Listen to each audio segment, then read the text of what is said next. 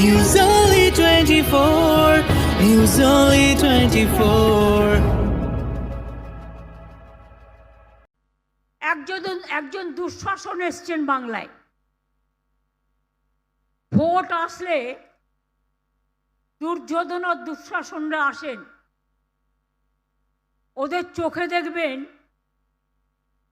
দু চোখে দেখলেই আতঙ্ক হবে, এই বুঝি কিছু ক্ষতি করতে এলো রে, এলো রে, এলো রে, এলো রে, গেল রে, গেল রে, গেল রে।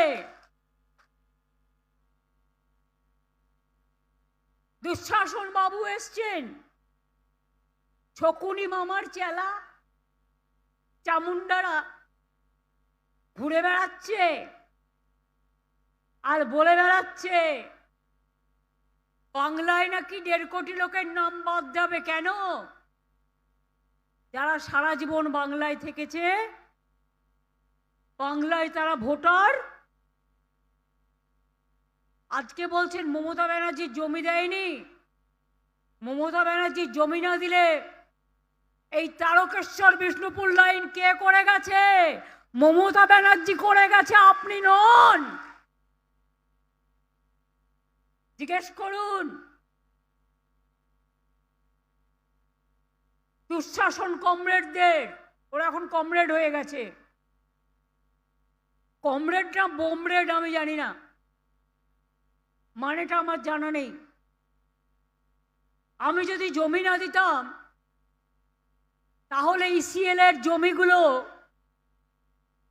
কয়লা তুলবার জন্য কোথার থেকে আসতো?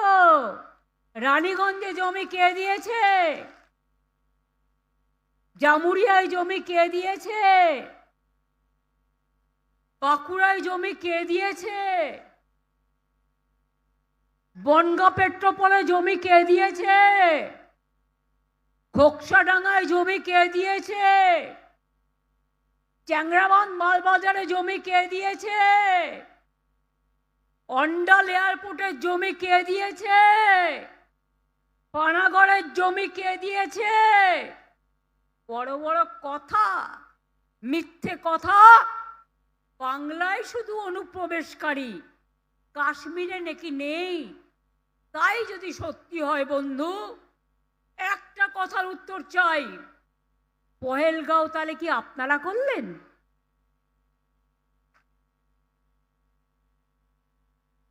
দিল্লিতে কিছুদিন আগে যে ঘটনা ঘটে গেল, অনুপ্রবেশকারী বাংলা ছাড়া কোথাও নেই, তাহলে কি আপনারা করলেন?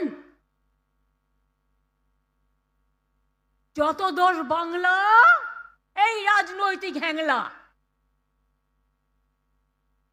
রাজনৈতিক হ্যাংলার দল।